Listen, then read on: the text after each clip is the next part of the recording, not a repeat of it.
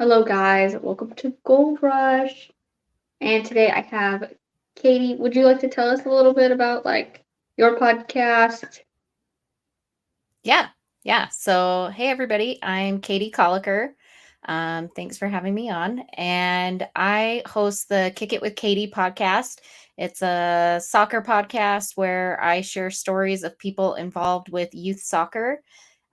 People share their stories regarding their experiences playing as a youth player, and then depending on their age, obviously, where it took them in life, whether they're playing collegiately, whether they played collegiately, they've gone professionally, they're now coaching, they're parents of players, players that have gotten into reffing, coaching, obviously, and just the different stories and the different avenues that everybody's experiences have brought them to about youth soccer, and just people just sharing those experiences and letting others know different pathways and opportunities that might be available that people maybe didn't know were out there. So that's kind of the goal of the podcast, is just sharing stories of people throughout youth soccer in the United States and abroad as well. And what it like? I've been a little curious. What is some opportunities that youth soccer brings?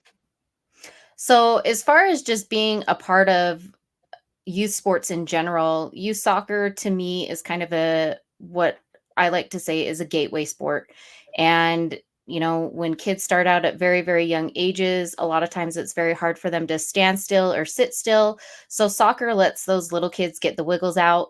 It helps them work on coordination and different things, being in a group setting, a group environment, learning how to take direction, and being outside in a fun environment and letting people live a healthy lifestyle, and then making new friends, making new opportunities for people. And I've seen several different soccer players take different avenues.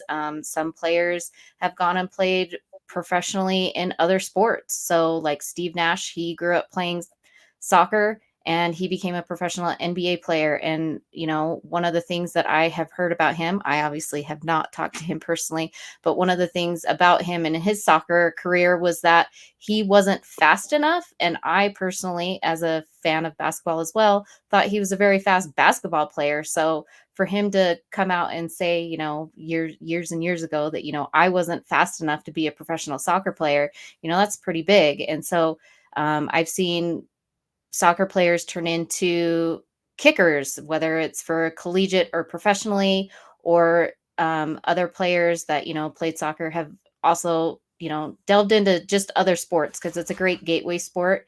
And just giving those friendships and opportunities for people. Not everybody has the goal of say, hey, I'm going to go play collegiately or professionally. Some people just like the environment and they like being around friends. And so that's also something to think about, is it's just another great opportunity for kids to be around kids and have a good environment and group setting to be in. And from my experience, I've been like a multi-sport athlete. Do you think you know maybe like multi-sports helps too? Yeah, Totally phrase so that. I mean, there has been a lot of research, especially going on now as far as multi-sport athletes and the reduction of injuries in players that are specialized in certain sports, not just soccer. But there is this growing thing for the need for players to specialize at such a young age in the United States and abroad. A lot of times other countries don't necessarily have other sports opportunities as much, and so sometimes soccer is their community and that's what they do, and we've heard about it in other countries and things like that. And so as far as like myself, I was a multi-sport athlete. I did dance, I did cheer, I did basketball, I did tennis. I did multiple different types of dance. And all through it, I played soccer until I was in high school and then beyond, like, just for fun. And I think making sure that, if your kids are interested in other sports, like I have my daughters, they do soccer and gymnastics. And if they ever wanted to try something else, I would probably let them try it as well. We've asked our kids if they've wanted to try other things, and depending on what that is, we'll try and make it work and let them experience that other thing. But for now, some of them, soccer is the only thing that they want to do, and that's fine. Um, and I think, giving the kids the opportunities to try other things is a great opportunity. I don't knock people that only do one sport, because it is very time consuming. I have 5 kids, and having 5 kids that all play soccer and a couple of them do other activities outside of soccer, it does get very hectic and crazy, and trying to experience life, and it does get chaotic. So sometimes for families, that's just what they have to work with. So it really just depends. And you also have to remember, when you sign up for multiple activities, the commitments that you need to honor within those. So I know that sometimes that also gets very crazy, and it really just depends on what you guys can make work. So there's a lot of scenarios, but I also think it's very good for players to try other things. I have lots of players that I coach that do basketball and volleyball. They do swimming. One girl does skiing in the winter. So they have a great wealth of different activities that they're delving into. I know that a lot of times as kids get older, you know usually things ramp up depending on the level that they're at, as far as whatever sport it is, soccer specifically, since I'm talking about soccer today. But a lot of times as they get older, trainings increases, time commitment, the travel might go up depending on the level that they're at. So it really just depends on what you're able to do and manage, and make sure that if you want to be a multi-sport athlete, that you make it work for you and your family, and that you're not leaving your teammates, or on whatever sports it is, that you're not leaving them in the lurch. So sometimes there is that sacrifice that you have to make as you get older, but making sure you're honoring those commitments is also part of why we get into sports. That's one thing that kids have to remember, is that you don't just join a team and then ditch them. You have to follow through on your commitments to your teams. And what do you think for like going off commitments? Do you like what do you think are some like common commitments like athletes should make? Just the basic commitments, attending training, being at games. We've seen several players that have been injured recently, and if you're still able to attend trainings while you're injured, even if you're not able to actually play, just being there and being part of the community of your team is great, to be able to be there to support. If you're able to make it work. I mean, it's just depending on your family situation, obviously. Obviously, if somebody's driving in an hour and a half into training and they're not able to practice, and it's a 3-hour round trip, and depending on what your family needs, seeing what they can do. But um basic, going to training, being on time for training, making sure you have your gear ready, you're carrying your own water bottles. These are just small commitments that you as a single person can do, making sure that you're mentally ready there, that you're not a distraction, that you're fully giving your best that day that you can give at every training, that you're supporting your teammates, you're not breaking them down or biting them down, that you're trying to build each other up. Those are all things that you should be committed to doing and building your team. And then, obviously, if you're not able to make something, make sure that your coach knows within a reasonable time frame, so that depending on your team situation, if they need to pull a player from another team to cover your spot or something, like making sure that they can have a full roster. So definitely communicating with your team. But biggest thing, especially, and I don't know when this is going to be released, but tryouts are happening right now over the next month or so. People are looking for teams and things, making sure that when you make that commitment to your club or team, that you follow through with it. Like I said, basic things, that you're able to attend trainings, so make sure that what you're looking for in your new club or your current club or whatever, make sure everything's aligned, and that you know what you're signing up for before you make that commitment to the club. Ask questions, ask those follow-up questions, find out where the trainings are, how long the trainings are, how often the trainings are they set days? Sometimes coaches have set days, but then if a soccer schedule comes out, they have to adjust that depending on what it is. I don't know what it's like everywhere else, but here we could play games every day of the week except usually not on Sundays. And so we could have a game on Monday and Thursday and Saturday. Like, so if I'm trying to train my teams as well, I might have to juggle where my trainings go during that week. So they might not always be on the same day, but trying to find out what that schedule is, and then if your team has committed to going to a tournament, make sure that you're committed to going to that tournament. If you're, questioning whether or not you're going to be able to afford to go to a tournament, but you want to be on a team, discuss with the coach before you sign up. Are there any out of state tournaments that you guys are going to be traveling to that I need to know expense wise, whether we can afford doing that or not? Those are big things when coaches are trying to plan teams and put teams together, where maybe they're at a specific level where they do travel 2 or 3 times a year to different tournaments around the country, and maybe that's not something that your family can afford.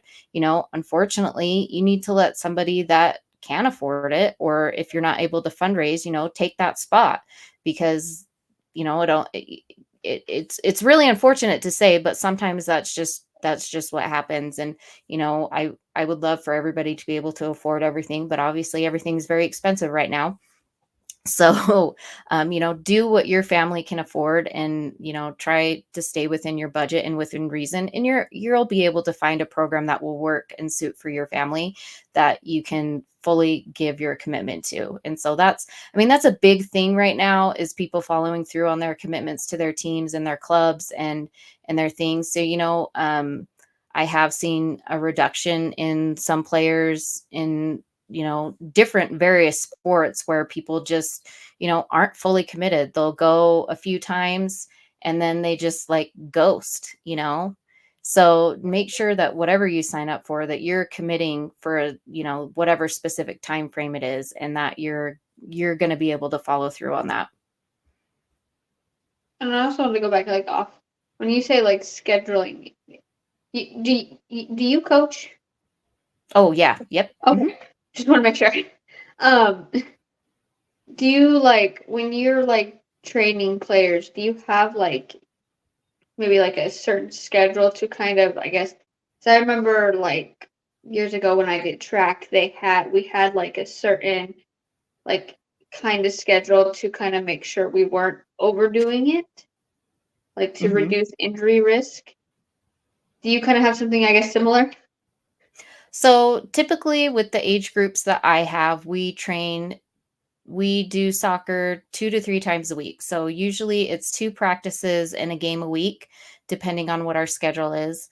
And I usually have set days, but like I said, if games are scheduled midweek, sometimes I have to adjust what my schedule is with my teams. And so usually that's kind of how I have it set throughout the year. Is it's usually 2 practices a week and a game. If I have 2 games in a week, which occasionally happens, I'll reduce it to just 1 practice with the 2 games. That way they're not overdoing it. I know, like I said, a lot of the players that I coach also have other activities that they do. And so I like to give them that opportunity. Now, as players get older and commitments rise, a lot of times, older teams, I'm not at that age yet where my teams need to do this, but depending on the level of play, a lot of times teams will start training 3 to 4 times a week. But if they have a game, they might reduce it to just 3 trainings plus a game, or whatever that might be. And so that's obviously up to whatever level of team you're signing up for, and what is required of whatever level of team you're in. And so for my teams, I do have set schedules. Like I said, I coach younger ages. Usually the players that I coach are girls, and they're 12 and under so far. So right now it's really just 2 practices in a game. If like in the summer, sometimes I'll do 2 practices and then an optional training, maybe on a third day or something, to give the kids still an opportunity to be together if we don't have if we don't have anything going on. If there's a tournament during a week, I'll usually just let the tournament happen for that week, and there won't be any practices. So it really just depends on what the schedule is like. But as far as like the actual season, when the actual soccer season starts in the fall, like I said, 2 practices and a game a week, so usually 3 times a week. And like I remember in high school they would make like trainings a bit more, like I know for anyone like on the soccer teams that they were like everyday trainings. Like I don't know how like hard they went, but like what is maybe your opinion on like how hard you should push someone? Um, so it depends, like I said, it depends on the level of play and the level of team. High school soccer um, usually they have practice after school every day unless it's game day. So, and then maybe they do game review on another day or something. And it really just depends on what their season and what their week looks like as far as just training in general for teams. If you're at a high level soccer team that is competing at a very high level in whatever league that they're in, I would expect that there be a minimum of 3 trainings a week, and they're pretty rough trainings probably. If you're building up to like a tournament, maybe there might be like a light training the day before you travel, to reduce injury before you leave. And then you do a light training when you get to whatever location you're going to. um, a lot of clubs and teams. I mean, I've been to lots of tournaments out of state and seen teams, that travel together. They all dress together. They travel together. They make it look like a professional organization when they're going and traveling to these things, because they're taking it very seriously, because a lot of times these players have goals of playing collegiately, playing for professionally. And so at, certain ages, those coaches start, giving them a little taste of what that's going to look like. And so they have very strict rules as far as, only players are allowed to go along with chaperones. If the parents want to go, they can travel separately. But when the team travels to these tournaments, it's just the team in a team environment. And, that way it's a team bonding experience. Nobody's going out and having a vacation while they're at a soccer tournament and things like that. So again, it really depends on the level of play that you're at and what is right for your team. So I can't necessarily say this is how hard you should be training, because some teams, they are at a lower end and the kids are really just doing it for fun and being out and there and exercising, and they love soccer, but maybe their ultimate goal isn't to go play collegiately or professionally, but they still love to play. And so their trainings might look a little bit different than, top tier teams that are ranked, in the top 50 in the nation. Their trainings are probably going to look significantly different than other teams that are just out there. They're still competitive, but their players and goals are different than another team. So I can't give like a blanket statement with how hard everybody should be going, because it's different. Every team, every coach, every program is different, and so there's not really one blanket statement that I could give. And with like your experience kind of in youth soccer, what like question that kind of comes to mind for me is what do you think about like I guess younger players who were probably like anywhere from like 15 to like 18, kind of foregoing college and just going pro. If if that is the level that they're at and that is what their goal is, I'm all for it. It does take a lot of sacrifice for players to get to that level, and it takes a lot of sacrifice in their youth, just not like their youth career, but just being a youth. I had a discussion with somebody recently, where, we were talking about it. It really does, like, if that is that person's ultimate goal, good on them, because they're sacrificing their childhood, they're sacrificing dating, they're sacrificing high school stuff, they're sacrificing going to dances and having and making those memories with friends. But if that is what their goal is, that's totally fine for them. Some people, they don't want to sacrifice their high school opportunities and those memories and, a social life and a dating life and things. And so they don't want to take that route. And that's fine. Each person is going to be different in what they want. And it's really just, do you have the mentality and the ability to sacrifice certain things in order to make what you want to make? And if they have that and they have that drive and that's what they want, that's great. I totally applaud them and commend them. Some players, develop really quickly as youth players, and they just exceed the expectations of everybody in their age group, and they need to play up and they need to be leveled up. And so that, if that's the fit that they need in order for them to continue to develop and they go pro at a younger age, then that's what they need to do for their development and continuing to grow in the game. And so I support it. If that's what they want and they're willing to make that sacrifice, that's great for them. And then what made you start your podcast? So the whole reason why I started my podcast was, and I talk about it. I shared a little clip on my Instagram page, but I've talked about it before. Where I've been a coach's wife for a very long time. I started coaching a few years ago myself. My kids are involved with soccer, but because I've been around it basically my whole entire life, I've had a lot of parents that will come up to me and they'll ask me questions about things, just random things. And I thought, I would love to be able to have a platform where I could hopefully just have all the information that they're asking and get perspectives from other people as well. Cause obviously, my opinion is my opinion, and it's not doctrine, it's not canon in any way. Like, what I say does not always go. It's my opinion. I may be like quoting like a rule or something, and obviously that is a rule for, the tournament or whatever we're at, depending on what they're asking. But I wanted to have a platform that I could share the knowledge of myself and others in youth soccer specifically. I did some research, and there were a lot of podcasts that were geared more towards coaching, that were geared towards, a lot of the soccer podcasts talk about professional soccer, and they don't necessarily focus on the youth systems and the avenues and the pathways that are available today. And so I wanted to be able to share those experiences with others. And the main reason why I decided to go podcast route is because I used to, before we had a VO, which is a camera that can film and stream our games when we're out of state or just wherever, um, I would live stream games from like Facebook or Instagram or something from the sidelines. And I would get into little conversations with some of the other soccer parents while I was filming. And we started joking that I was going to start a YouTube page or something like that. And I'm like, I don't know that I really want to be on camera all the time. So a podcast would be a lot easier.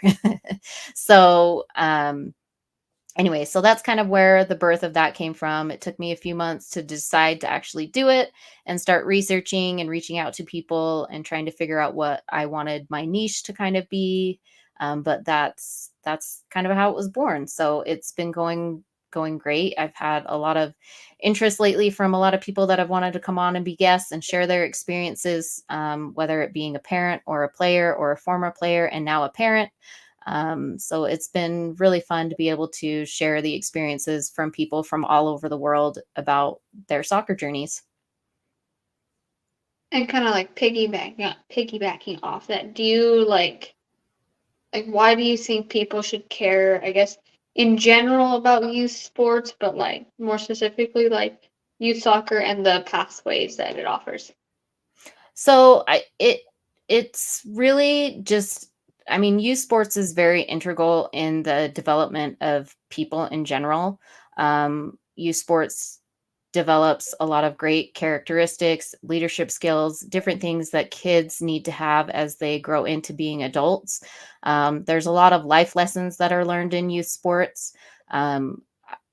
And soccer specifically, because that's what I'm involved in, it does teach a lot of life lessons, builds character, it shows character, and um, investing in our youth because they're going to be the future. Like, obviously, we need to make sure that we are building and creating good human beings that are going to eventually be running this country.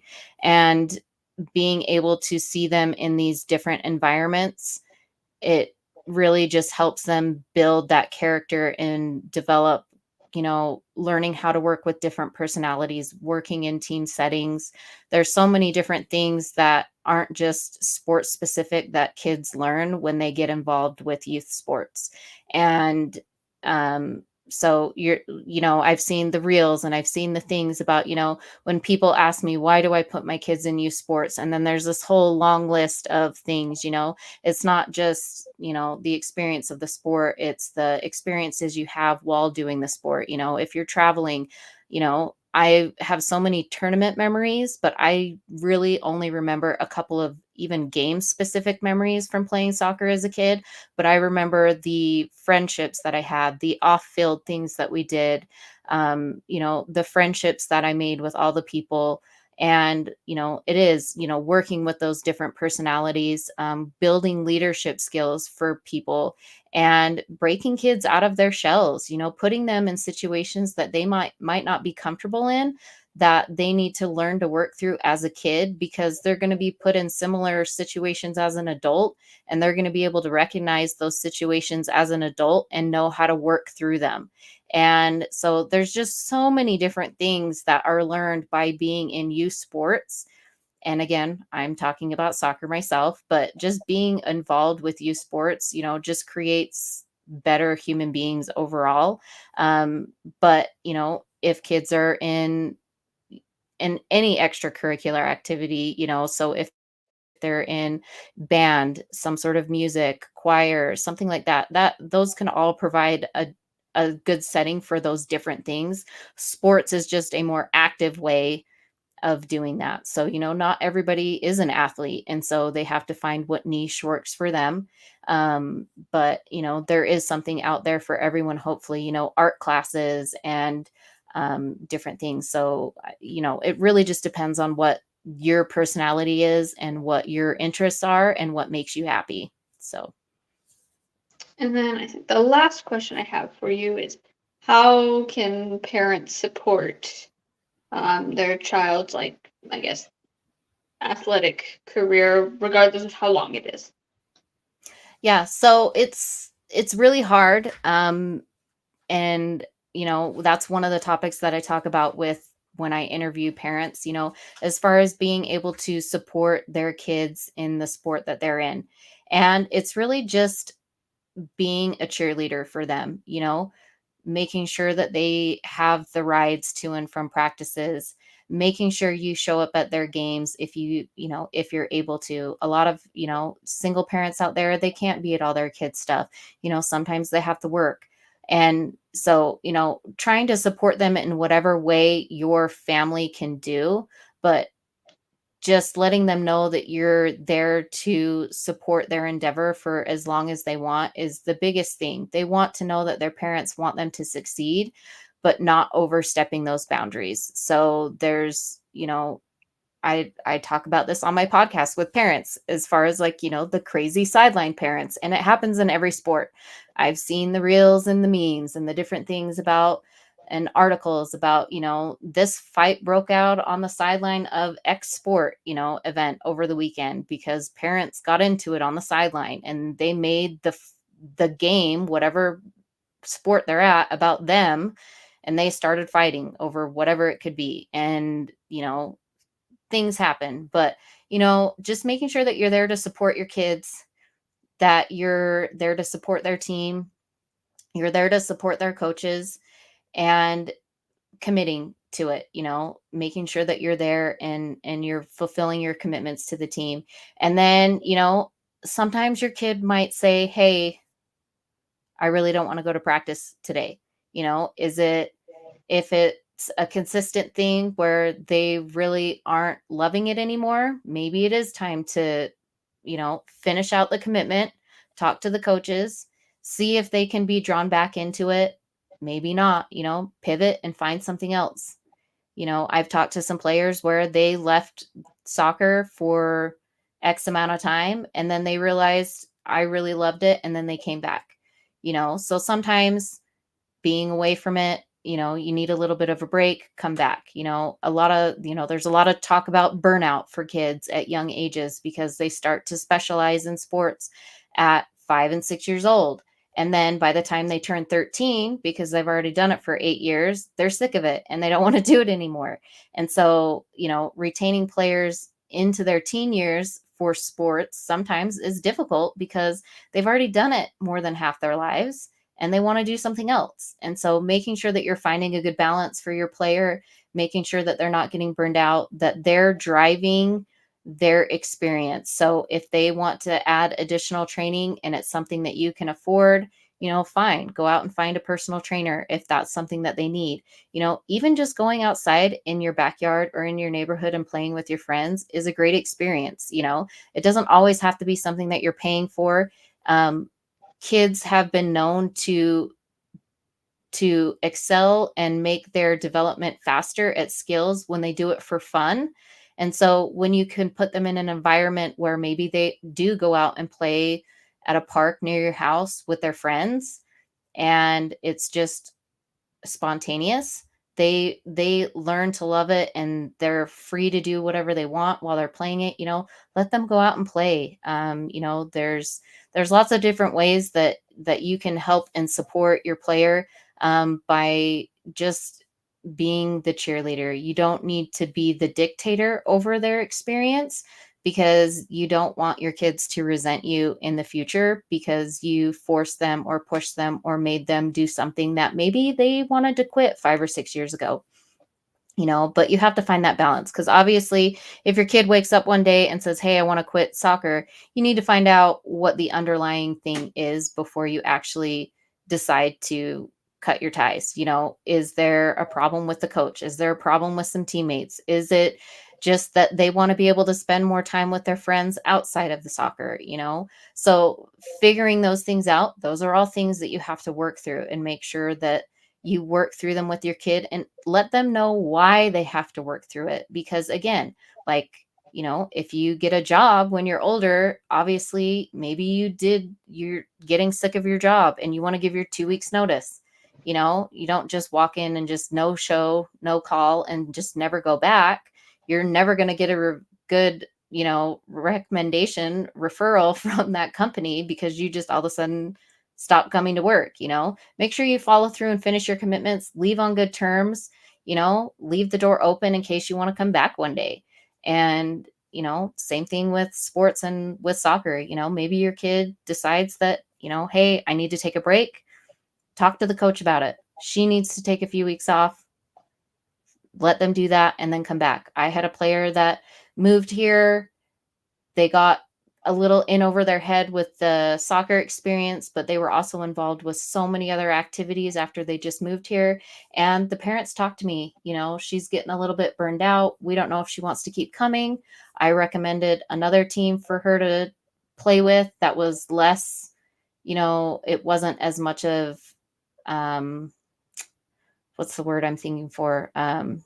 It wasn't as, I can't think of the Is word. it Oh my god. demanding? Yes, it wasn't as demanding. Sorry, I don't know. I'm just like, I can't even think of what I was trying to say. And it's less demanding. It's a little bit less pressure situation. Same age group. I'm still involved. I'll still be able to see her, and maybe in a few months she'll change her mind. Maybe she decides, she doesn't want to do it anymore. And that's fine.